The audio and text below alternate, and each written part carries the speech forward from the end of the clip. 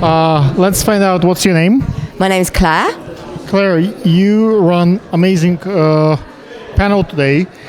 You manage the guests and you manage the crowd and you happened to, so no one fight and everybody had a good time. How did you do it? So I think it was important to keep the audience engaged, and when certain people were slightly disruptive, we tried to direct the audience in a different direction to keep the conversation flowing about why we were here today, which was to focus on sustainability in the fashion world. What's the mission of today day? If you have a pitch for like 5-10 seconds, like what did you accomplish today with your panel?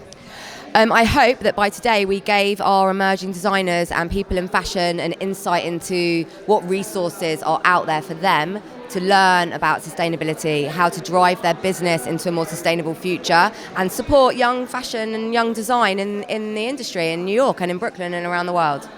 As the panel moderator, it's kind of difficult. Sometimes you have guests who would answer to the point, and sometimes they would go on different avenues. And how do you keep the focus on the conversation rather than self-quest?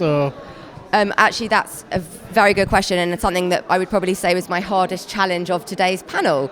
And I hope I did it well, but it's hard. I think that it's important to try and rein it back in and remind people that it isn't a personal show for each individual. It's about us sharing information with our audience and engaging the audience. The audience is the most important part of the panel. So it was a challenge. I've got to be honest. It was a. What is the proper way to stop the person from answering and kind of navigate back to the point? Like, can you ask the question again? Like, can you interrupt, or it's considered to be rude?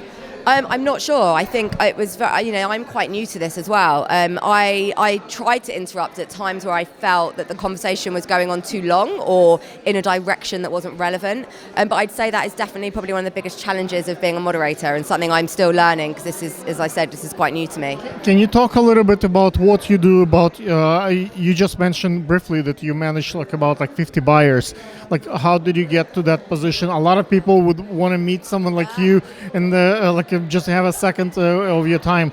Like, what's the secret to your success? I think for me, and something I've always told my team, fashion is a tough industry to be in. You've got to really love it and be passionate about it, and that's something I've always maintained. I love my job. I've always loved it. I love the industry.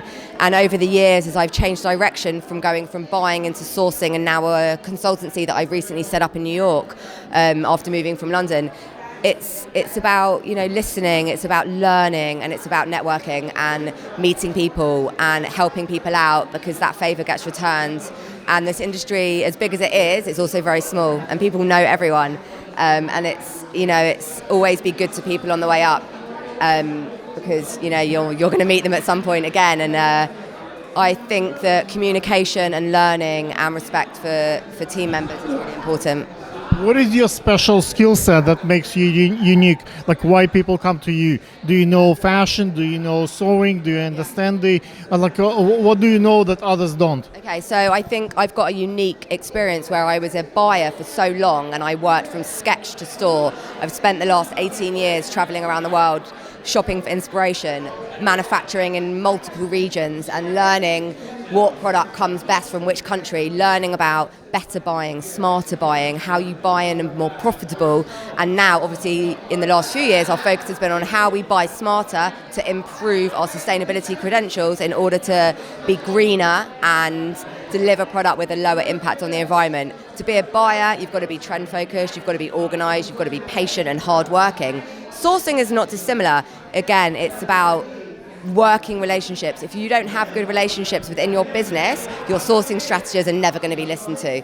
It's again about building those relationships, working collaboratively across units within a business, and really wanting to do well and wanting to succeed and having that passion for the industry, because it's tough.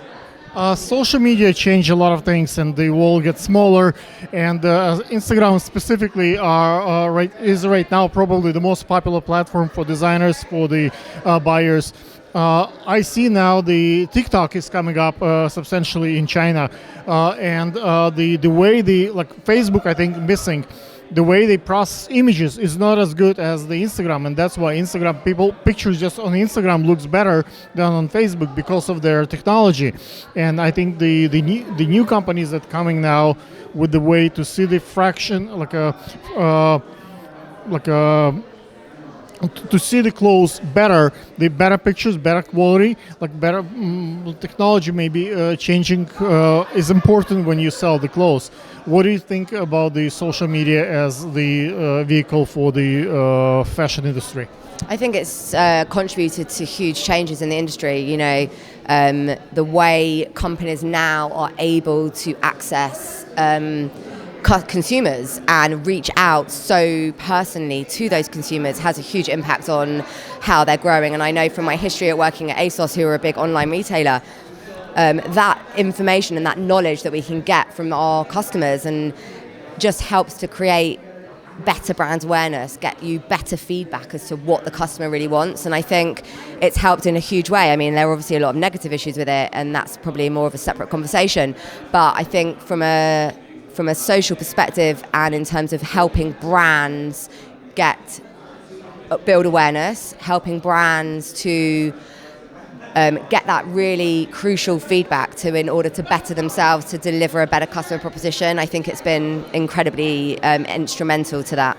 What do you want to do next? What's your plan for the next 5 years? Like, are you changing your strategy? Are you going somewhere? Nope, I've just moved to New York with my family. I plan to stay here for the foreseeable future.